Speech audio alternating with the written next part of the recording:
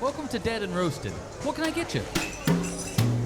When even the ghosts are pulling up to tell you to go the heck home, it's probably time to do just that. Whether that means you're driving a truck in Laos, making a stop at McDonald's after a long shift, or trying to earn a wage at Penney's. Take a sick day and don't come back till the ghosts are gone for good. In fact, I think I just teased many of today's scary and allegedly true work-related stories.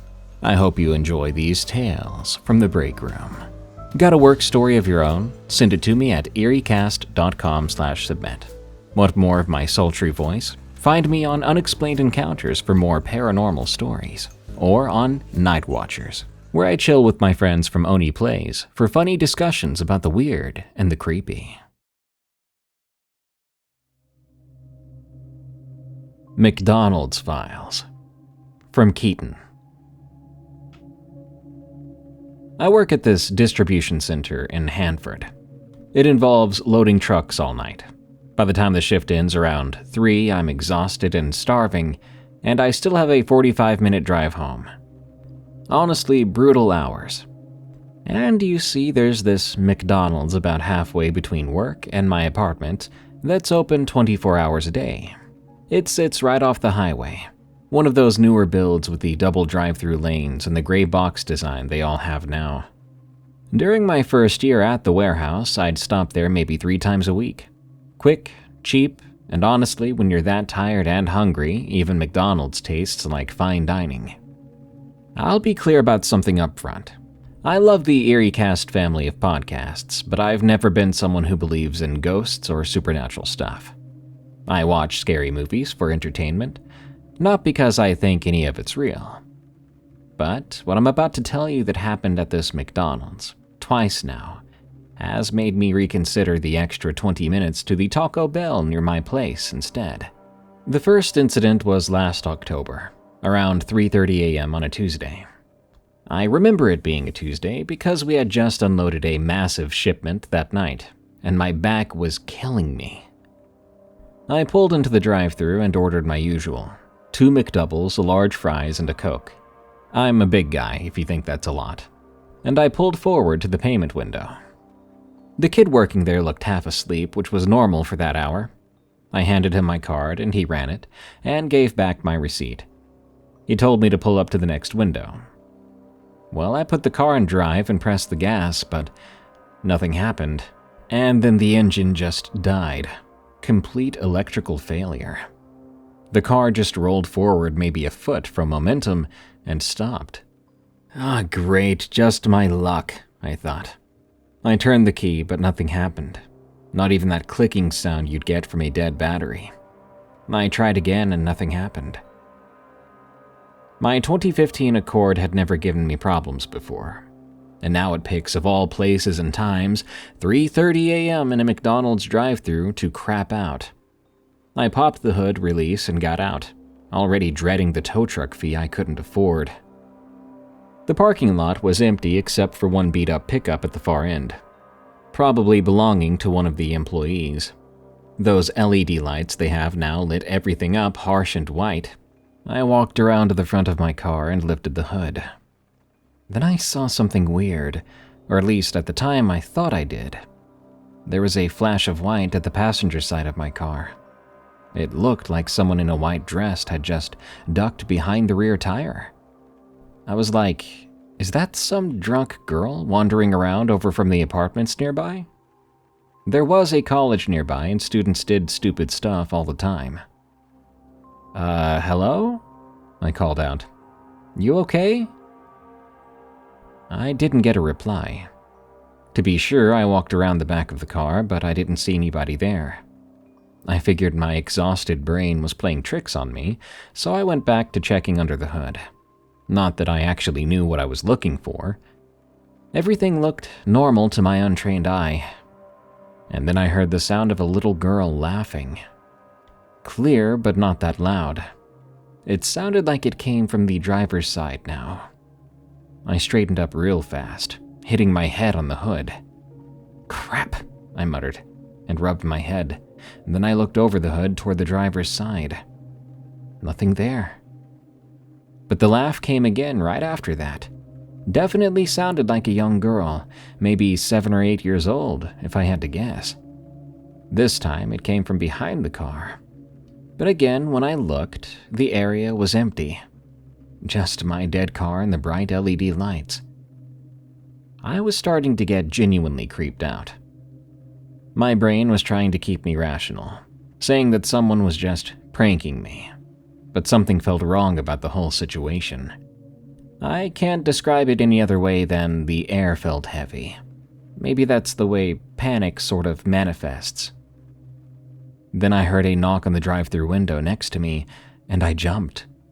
It was an employee, a different kid, and he was leaning out looking around. "Sir, you need to move your vehicle, please. You're blocking the lane." "I'm sorry," I called back. "It just died on me. I can't get it to start. You mind if I put it in neutral and push it into the parking lot?" Before he could answer, I saw the flash of white dress again, just out of the corner of my eye. Definitely by the menu board, which was about 15 feet away. When I turned to look directly at it, of course, there was nothing. The employee was saying something about calling his manager when the laughing started up again. I was now getting annoyed and creeped out. It was closer now, right next to my ear close. And Jesus, I thought I felt breathing on my neck, somehow colder than the air that night, and it was a cool night. I ran back to the driver's side door and jumped in, slamming it shut. Took me a moment to wonder how I might have looked to the employees inside the building, if they saw me do that. Catching my breath, I then tried the ignition again, fully expecting nothing to happen. But thank my lucky stars, the car started immediately. The dashboard lit up, the radio came back on, and everything worked perfect. I put it in drive, took a deep breath, and hoped at the next window that my food would be handed out to me immediately. Lo and behold, it was. As I left, in my rearview mirror, I swear for the briefest of seconds, I saw a small figure in white next to the corner of the building. But when I blinked, it was gone.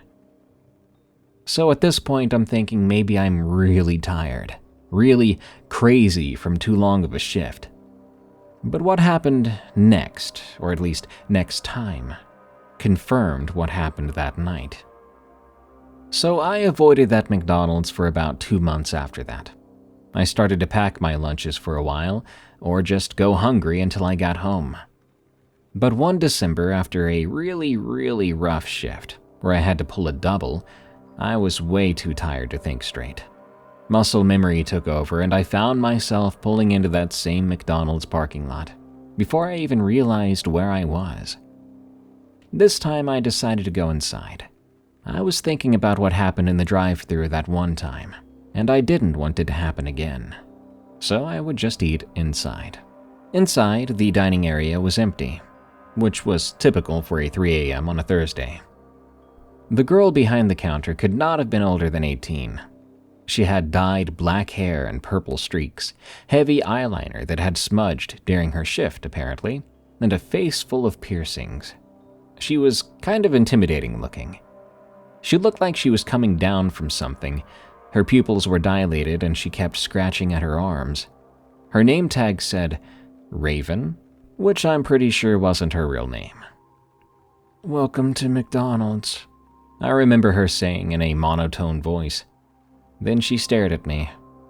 It was weird because it didn't seem like she was staring at my face, but more like she was staring through me, like I was a ghost. I ordered a Big Mac and some nuggets. The whole time I was ordering, she kept doing that stare, barely blinking. I was starting to feel self-conscious. I thought, is there something on my face? Do I just look weird and never realized it? It was uncomfortable. But then again, I thought maybe she's just really high and trying to get through her shift.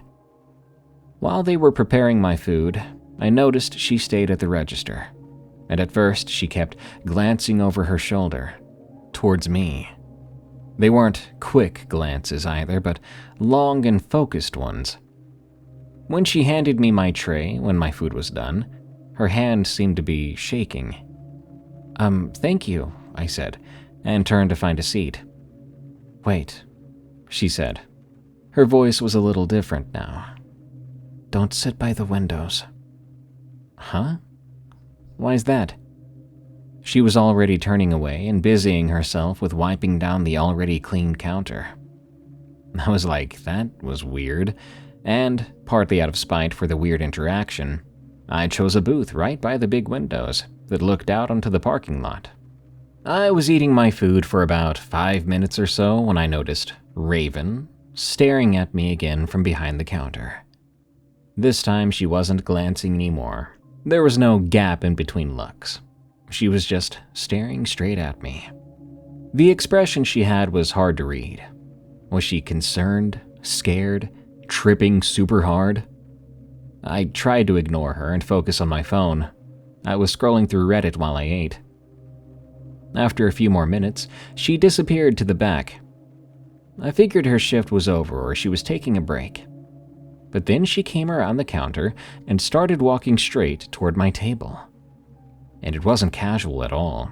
She was like power walking. She slid into the booth across from me without even asking. "Dude, you need to move," she said.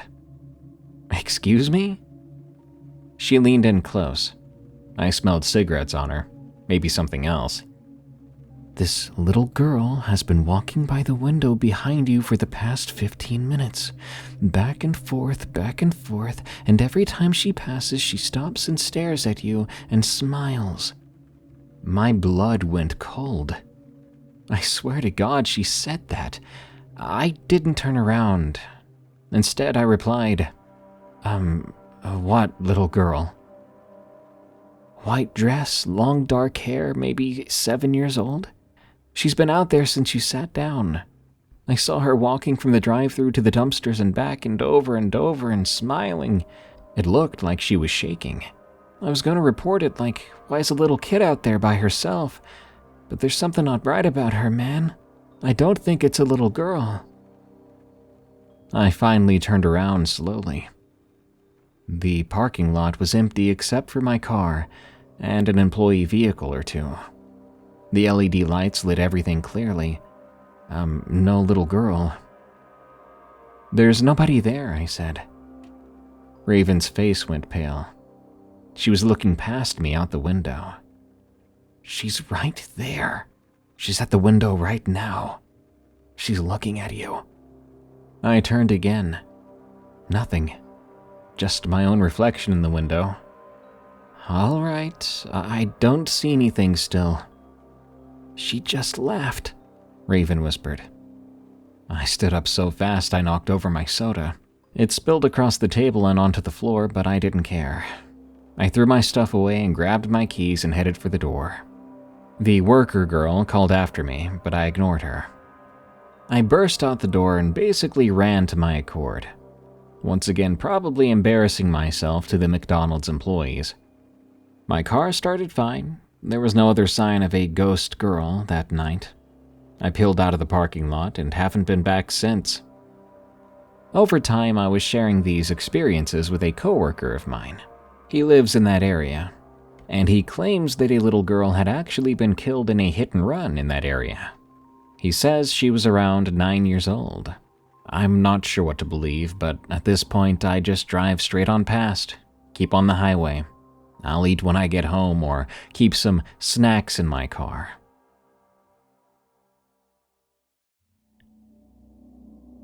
When I was a Penney person. From Anonymous. You know how some people say retail will kill your soul? They're not wrong. Sometimes it's the other stuff that gets you first. The stuff that does not appear in any employee handbook. My cousin Delia got me a job at Penney. At the time, my roommate had bailed on me with zero notice, and Penney would actually pay better than where I'd been working at the time. Delia had been working in the shoe department for a couple years and told me they needed people real bad, especially for the closing shifts. The mall was dying. Half the stores were already gone. But Penney was hanging in there somehow. Funny enough, that Penney is still alive and kicking. Anyway, they would take anyone with a pulse who would work nights. That shopping center sits on what used to be farmland on the edge of town.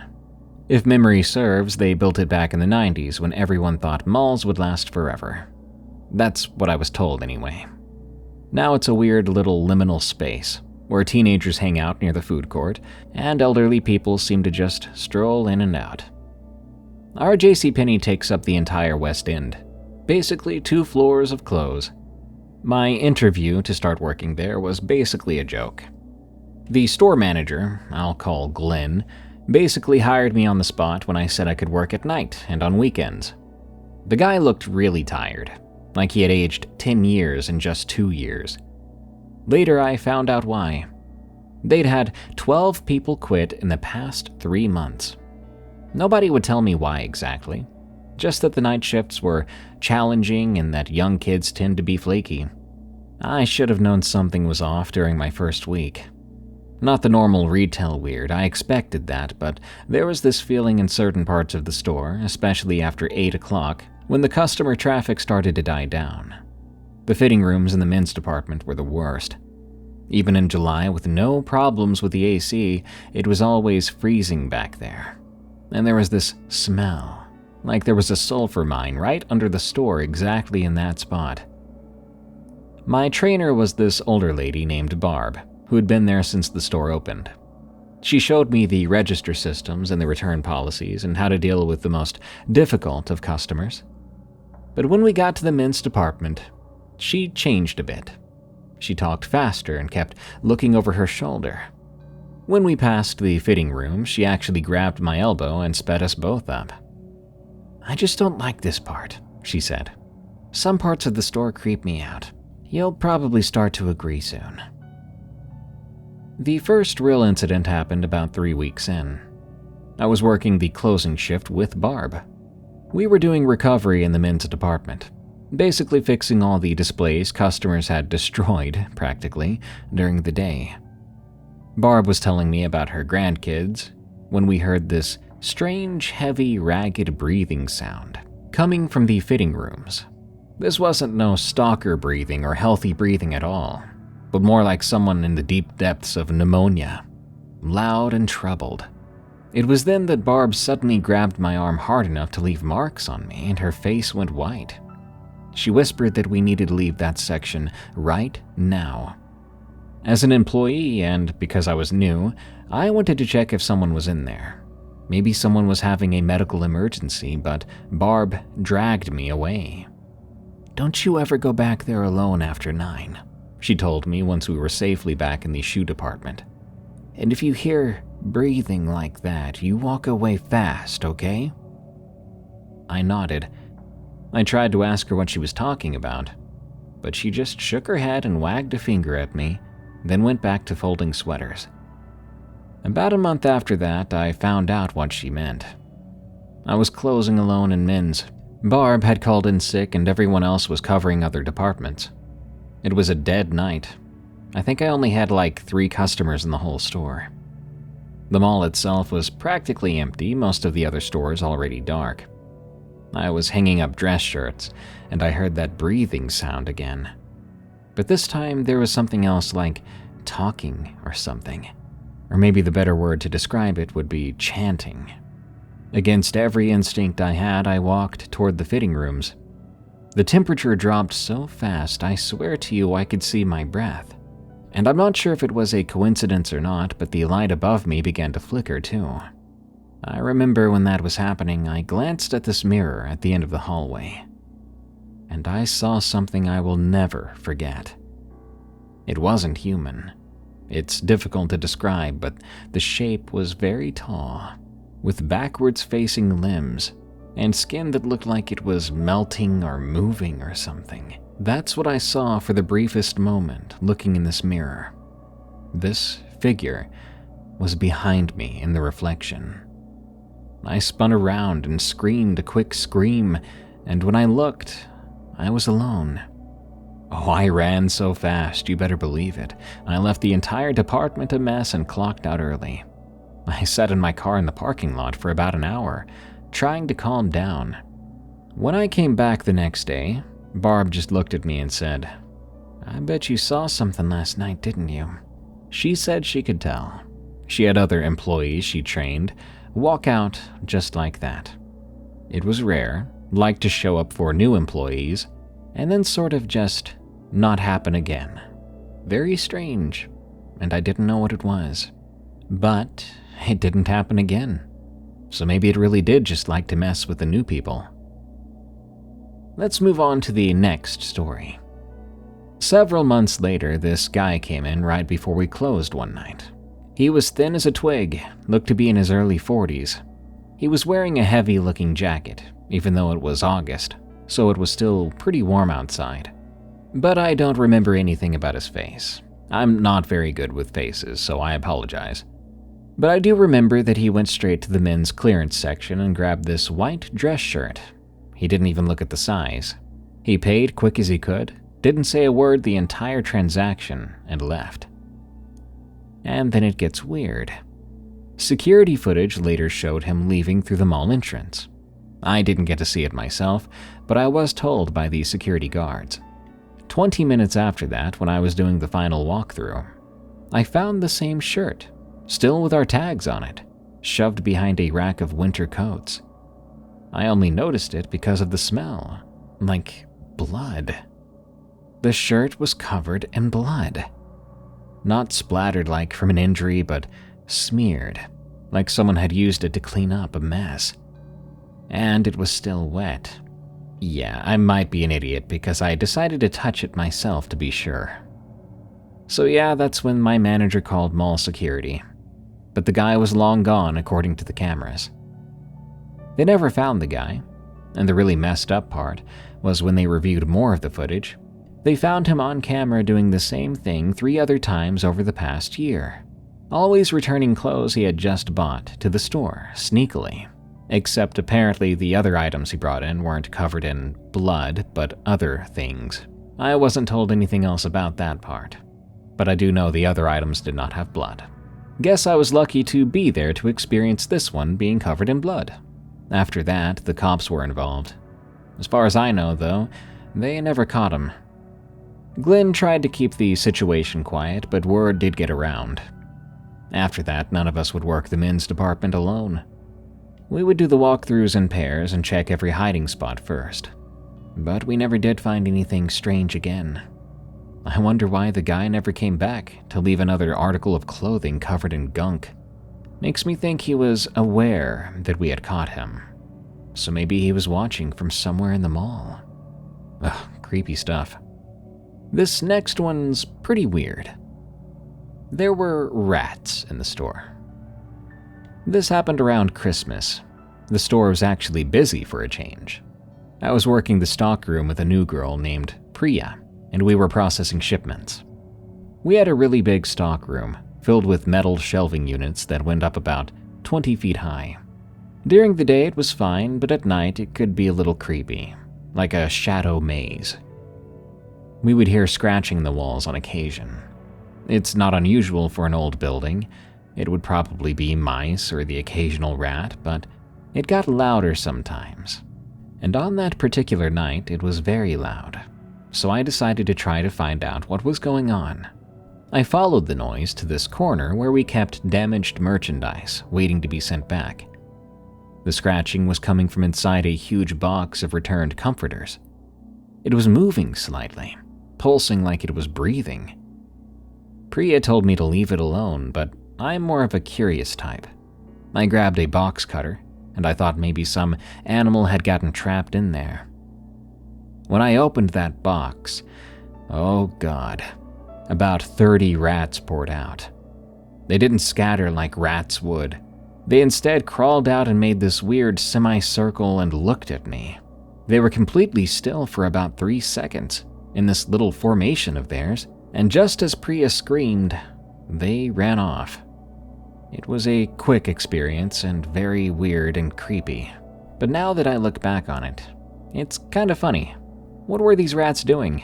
Having a little rat meeting? Now let me tell you about the active shooter incident.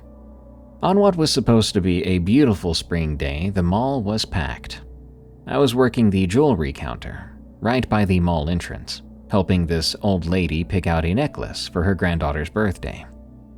At about 2 p.m., people started to run past our store. I thought maybe there was a fight going on in the food court. That did happen sometimes. But then I heard gunshots. It was the first time I ever thought, gunshots really do sound completely different from movies. It's loud, echoes and reverberates throughout the entire building, and the sudden sharp sound of it makes your chest collapse, like your heart just sinks out of your chest. The old lady froze, and I had to physically guide her away from the entrance. Right away, Glenn, the manager, initiated lockdown protocol. We got all the customers and employees into the back storage area, killed the lights, and huddled together behind boxes of inventory. Altogether, there were about 15 people crammed in there, including a mom with her 2 young kids, and the kids would not stop crying. One of our part-timers, I think his name was Jerome or James, was having a panic attack. Barb was holding his hand and talking him through it. We heard sirens and helicopters not long after. There were people screaming in the distance. The walls were thin here, we could hear footsteps running past. Though we never knew if it was people fleeing or the shooter himself. We didn't even know how many shooters there were yet. But someone's phone showed news alerts about an active shooter situation at our shopping center. Glenn kept trying to get information from mall security on his radio. But it was pure chaos. Different voices cut in and out. Codes were being called that none of us understood. We stayed in lockdown like that for 3 hours, not knowing if someone was about to kick down the door and start blasting. After that time period, police located us, and we were escorted out of the building. Thankfully, we learned that no one was hurt, well, except for the shooter. They stopped the guy near the Macy's on the opposite side. He actually never came close to our side of the building, thank God. The mall had to close temporarily for about a week. I imagine that the people who owned the mall and a bunch of the shop owners were upset, and I like to imagine that possible lawsuits were thrown around. When we finally came back, though, things went back to normal pretty quick. I worked there for some time after, maybe a year or 2 before I got a better job. Some folks get nostalgic for their old jobs. I do, just not for that one. Maybe the friends I had there, but not the job itself. A story from my dad in Laos. From TZ13. Growing up, my dad never talked about Laos. Not really, he would tell us surface stuff, like how to make proper sticky rice, why we take our shoes off inside, what certain words meant when Grandma muttered under her breath. But he never talked about the before times, as my sister Kay and I called them. The years before he came to Minnesota in 1979, before he met our mom at the Hmong New Year Festival, before he became just another immigrant working doubles at the factory. Most refugee kids know this silence. Our parents carry these untold stories like they're stones in their pockets that weigh them down and never like to show them to us. We learn not to ask about the camps in Thailand or the crossing of the Mekong. We definitely didn't ask about the war. But sometimes, usually after a few beers during a family gathering, something might slip out. That's how we heard about what happened to my father in 1974. He was 22 years old then and working as a truck driver between Vientiane and Luang Prabang. He only told this story one time, at my uncle Sifon's house during a barbecue in 2011. I was plenty old enough by then to know when my father was bullcrapping and when he was serious. I was old enough to share a beer with him at the time too, so that gives you some clue as to my age. This time he was serious in a way that made everyone stop eating. It started because my cousin's boyfriend, a white kid named Bradley, was going on about how he wasn't superstitious and didn't believe in the paranormal or folklore, only science and coincidence. My aunties exchanged looks, and my uncle clicked his tongue, but it was my dad who surprised everyone by speaking up. "You don't believe because you've never seen," he said in very careful English. Then he switched to Lao, and my uncle translated for Bradley while the rest of us who understood listened, dumbfounded. This is what he told us. Back in 1974, the war was winding down, but the country was still in chaos. The Pathet Lao controlled some areas, the royal government controlled others, and in between was just confusion and danger. My father had a job driving supplies between cities, sometimes legal goods, sometimes not so legal, depending on who was paying and what checkpoints he had to pass through. He didn't have much choice. His family was desperate for money, and driving was one of the few skills he had that could earn it. An incident happened during the rainy season. He had been hired to drive a truck full of rice and dried goods from Vientiane up to a village about 2 hours outside of Luang Prabang. The man who had hired him, some merchant, warned him to be back before dark, and not because of the soldiers or the road conditions, but because of something else. My father asked what he meant, and the guy got quiet. He said there had been deaths in that area, deaths that weren't from the war. Everyone knew what those looked like, after all. These were different. They were bodies found drained of blood, with marks on their neck and their faces frozen in expressions of absolute terror. The locals were saying it was a vie deep, what you might call a vampire, though that's not exactly the right translation. It's more like a person who's been possessed by an evil spirit that needs blood and life force from people. My father didn't believe in such things back then. He was young. He was modern and educated. He'd been to school, could write and read in both Lao and French. Ghost stories were for old people and farmers, he thought, not for him. So he took the job. The drive up was normal at first. The roads were bad from the rain, sure, but he was used to that. He made good time, arriving at the village by early afternoon. The unloading went quick. Everyone seemed nervous, kept looking up at the sky, checking the sun's position. The village headman pulled him aside and told him he should stay the night and leave in the morning.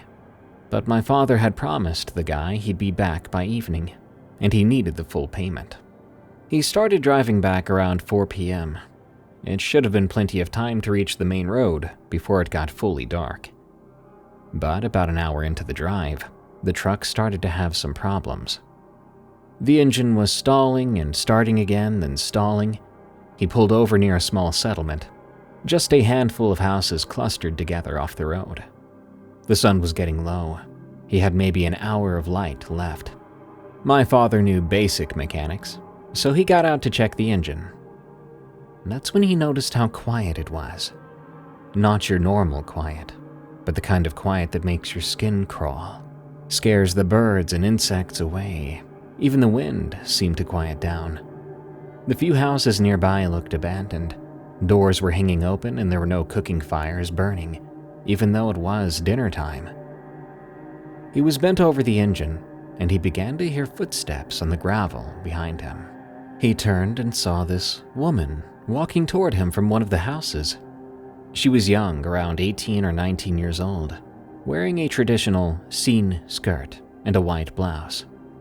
Pretty, but something was off about how she moved.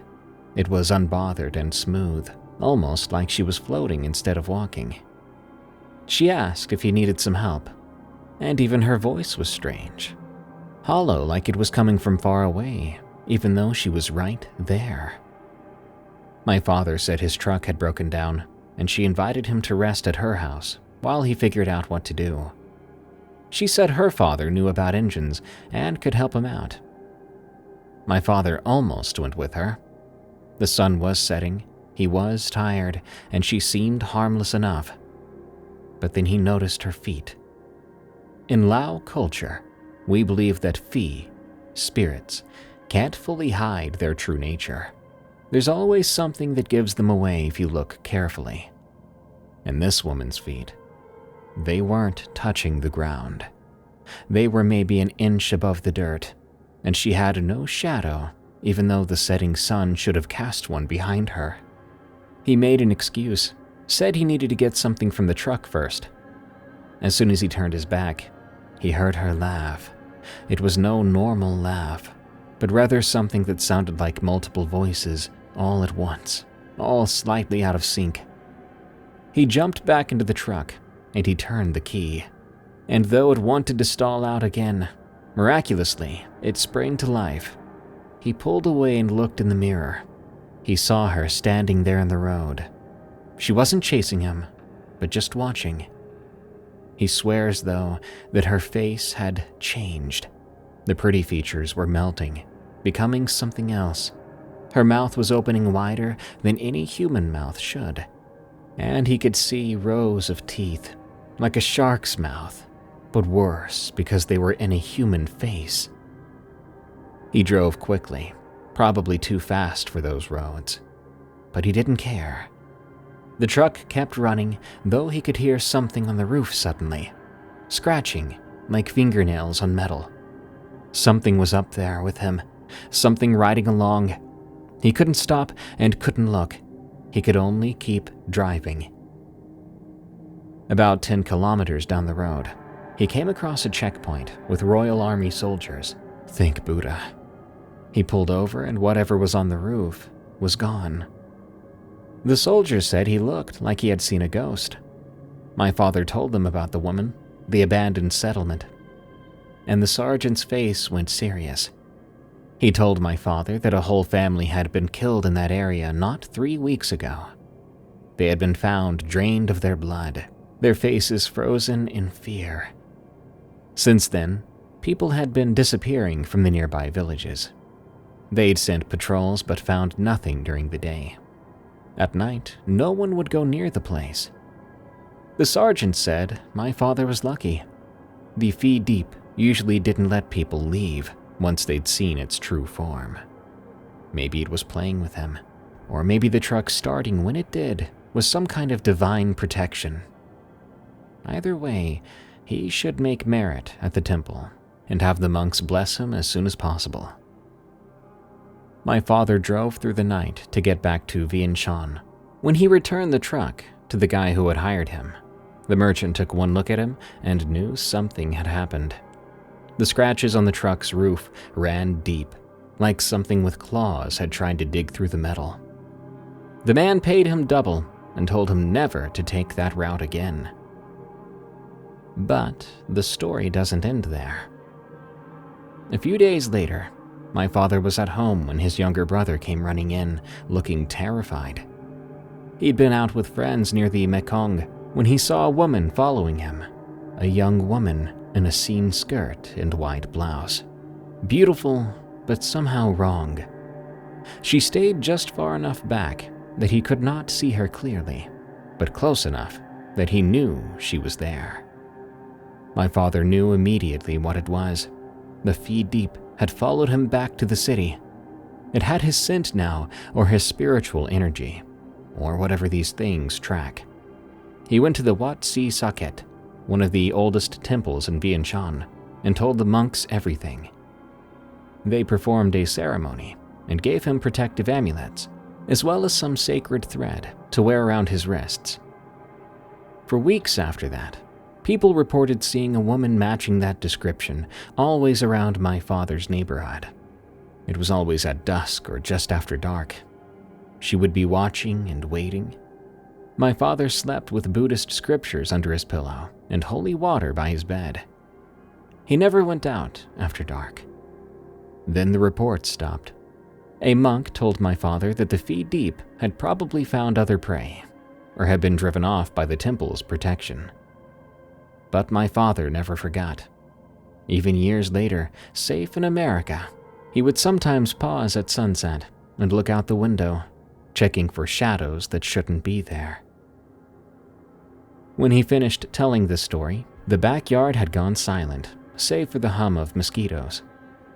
Bradley, the skeptic boyfriend, tried to laugh it off, but it came out sounding forced. He asked my father if he really believed it happened, or if maybe stress and exhaustion had made him imagine things. My father looked at him for a long moment, then rolled up his sleeve. There on his forearm were 3 long scars, pale against his skin. They looked like claw marks, deep ones that had healed badly. "I got these that night," he said quietly. "When I got home and checked the truck, there was blood on the roof. Not mine. I hadn't been cut yet. But when I touched the blood, my arm burned like fire, and these appeared. The monks said it was a marking, the Feed Deep's way of claiming me for later." He rolled his sleeve back down and went inside to get another beer, leaving us all sitting there in the gathering darkness. Nobody said much after that for a while, and a few weeks later, Bradley and my cousin broke up. I don't think it was related, but who knows? But ever since then, I've thought about that story. My father was not superstitious about anything else. He did not believe in fortune tellers or palm readers. He went to temple for community, not because he was religious. The man was an engineer's mind trapped in a truck driver's life by circumstance and war. But those scars and the way he talked, those were real. It's funny because as a kid, I'd always wondered where he got those scars. And now we all know. Just last year, my father passed away of a heart attack at the age of 71. There was nothing supernatural about it. May he rest in peace.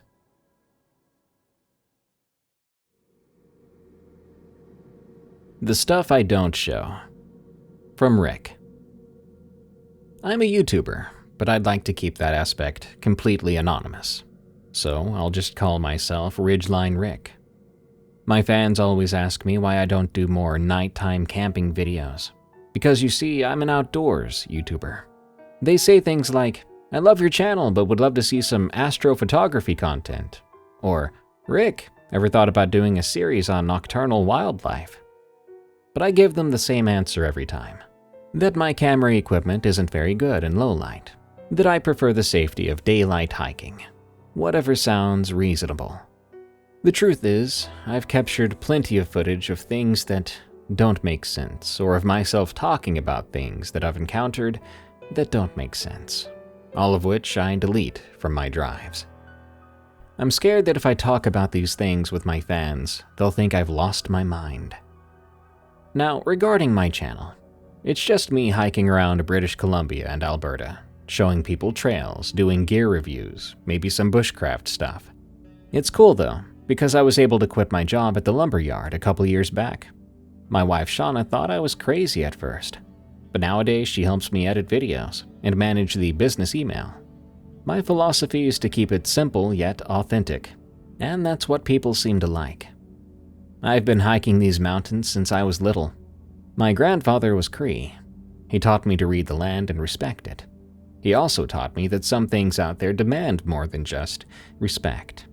They require distance. His speaking of the old ways was always vague, so I didn't understand what he meant until about 3 years ago. The first time something felt truly wrong was a while back up near Kinbasket Lake. I was doing a series on backcountry camping, filming a 5-day solo hike. On the second night out, I was about 15 kilometers from any trail, and it was proper wilderness there. I'd set up my camp near a creek, hung my food up properly, followed all the protocols for bear country. At around 2 a.m., I woke up, because it had all gone completely silent. Pretty weird, right? You'd expect a loud, sudden noise to wake you up. But the opposite does happen. When you're used to hearing a certain amount of noise, and it all just gets shut off all at once. I lay there in my tent listening to my own heartbeat, waiting for something to happen. And it did. Footsteps. Sounded like someone circling around my camp. The weird part was the pattern. They would take 2 steps, then pause for a while. 2 more steps, then pause. It didn't really line up with any animals I was used to. Mostly they just investigate or leave. They don't circle around you with patience, as if they're observing you. Out of habit, I grabbed my camera. Document everything, right? The infrared picked up nothing, but the footsteps continued. 2 steps, pause. 2 steps, pause. They were getting neither closer nor farther away. but they were still circling. This kept going for about an hour. Then, and I swear this is true, I heard my own voice from outside the tent. It said, "Hello." It had this odd inflection to it, like it was practicing speech in my voice. I didn't move, didn't dare respond in any way. My grandfather had told me stories about things out there that can mimic human voices to lure you out. I thought they were just stories to keep kids inside after dark. But lying there, hearing my own voice coming from something that definitely wasn't me, I suddenly believed every word he'd said, literally. Eventually, the sun came up. The normal sounds came back. And I looked outside. There were footprints around my camp. Bare human feet, but they seemed to belong to someone quite large, because these footsteps were long, like size 15 or some crap like that. It suddenly made sense how I was hearing 2 steps and then a pause over and over, because that's how the footsteps appeared, stopping and starting randomly after just a couple steps. The footage never captured anything, even though I was recording that one. The voice I'd heard didn't come through. Not sure how. Made me wonder if I was dreaming or having a nightmare. And I didn't want to talk about it in front of a camera. Again, I really like my credibility as it is, and I don't want to come off as some grifter or weirdo. But that would not be the last experience. Several months later, I was filming in the Rockies near Mount Robson. It was September, perfect weather, doing a video on fall hiking prep. I'd been out there 4 days, making good content, and I was having a blast. On the last night of the trip, I was camped at about 2,400 meters elevation, a beautiful spot overlooking a valley, with nobody around for miles. I decided to film a time-lapse of the sunset when I noticed something through the viewfinder before hitting record. Down in the valley, maybe 500 meters away, there was what looked to be another hiker. Strange because it was getting so late already, and they had no visible gear on, no tent or campsite nearby. They were just standing at a spot at the edge of the tree line. I zoomed in with the telephoto lens to get a better look. Through the camera, I could see it was a man, tall and thin, wearing what looked to be regular street clothes. He had jeans and a t-shirt, and at that elevation with night coming, he should have been freezing cold. But he was just standing there facing my direction, not even shivering. I watched him for about 10 minutes through the lens. He didn't move still, didn't even shift his weight. The guy was more like a statue. I was about to pack up the camera when I saw him suddenly raise one arm and wave at me, real slow-like he was messing with me. Either that, or it was the first time he'd ever waved at someone. I waved back out of reflex. You do that on trails. Acknowledge other hikers. And then he started to walk. Not on any trail, but straight up the slope toward my camp. Through deadfall, over rocks, in a perfectly straight line, like the obstacles weren't there. Thing is, he was moving pretty fast. Not running, but still covering ground that should have taken an hour in only 10 minutes. And the way he moved was so bizarre. He barely bent his knees. He refused to swing his arms. The dude looked more like a robot than a person. I began to pack my things right away, throwing everything into my backpack. Didn't even stake out the fire properly. I had this overwhelming feeling that I needed to not be there when he arrived. As I was leaving, I looked back one more time. He was standing exactly where my tent had been, standing there in the same position, facing the direction I'd gone. I hiked out in the dark, something I never do, rather than camp anywhere near there. When I checked my camera later, I realized I never turned the recording on. The worst one happened last year. I was doing a winter camping video in the interior of BC, one of those surviving it in minus 30 degrees Celsius things that always gets good views. I'd been out for 2 nights already. Everything was going well. I was getting good footage, no equipment failures, even saw some wolves at a distance, which made for great content. One night I woke up to something sniffing around my winter shelter. I'd built one of those Quingy snow shelters, and something was definitely investigating it. My first idea was a wolverine. They're curious and bold animals. But then I heard it breathing, and it was coming from above me. Something was on top of my shelter, and it didn't sound like any wolverine. It sounded like something was smelling me through the shelter, through the snow. Whatever was up there was heavy, really heavy, the kind of weight that should have collapsed a Quingy, but somehow the structure held. And then it spoke, in a voice I recognized. That thing that had mimicked my voice from before. It was trying to say my name, like someone trying to speak while their mouth was full of something wet and sloppy.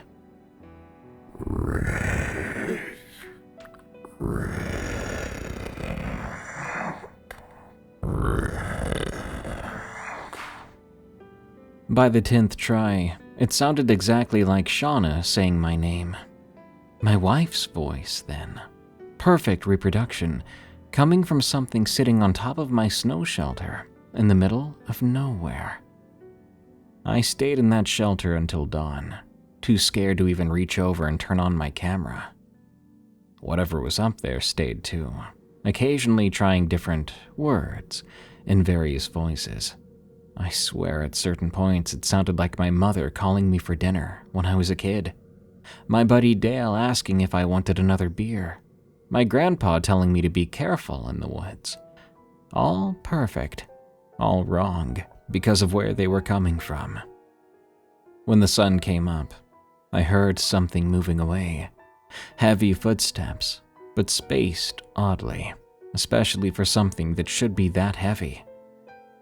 When I finally crawled out, there were tracks. They started at my shelter and went about 50 meters into the trees, then just stopped. Like whatever had made them either climbed a tree and doubled back, or just disappeared mid-stride. The tracks themselves were huge, about 40 centimeters long, but shaped almost human. The toes were distinct, but I counted 6 of them, and they were deep. And from my experience, I would say whatever made them was about at least 300 pounds. These aren't the only incidents. There was the time something followed me for about 8 kilometers, always staying just out of sight, and making sounds like it wanted me to know it was there.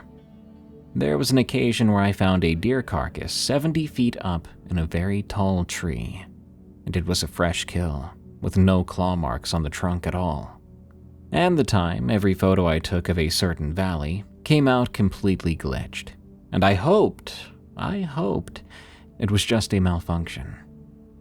And until now, which I'm doing anonymously, I've been keeping these incidents to myself, keeping it away from my audience because they don't need to know that I sometimes abandon filming location when something feels off. They don't need to know about the backup GPS beacon specifically for situations that have nothing to do with regular emergencies. If I told them that I carried around tobacco and sage to burn just in case, they would call me crazy. But at least I'd walk out of those woods alive. I've really been enjoying these McDonald's-related stories lately, so keep them coming. It's a scary place after all. I mean, you should see the record pace I'm gaining back weight after getting lazy and ordering a bunch of McDonald's on delivery apps. Good night. Thanks for tuning in to another episode of Tales from the Break Room. I've been your host, Darkness Prevails, and you can find me on X at Dark Prevails. You can also hear more of my voice on my other shows, like Unexplained Encounters, for those who enjoy the unexplained side of these stories, and Night Watchers, an adults-only show for those who want a little more comedy and paranormal discussion. If you have a scary work-related story, send it to me at eeriecast.com/submit. And before I go, be sure to follow and review Tales from the Break Room on Spotify and Apple Podcasts. I'll be clocking in again real soon.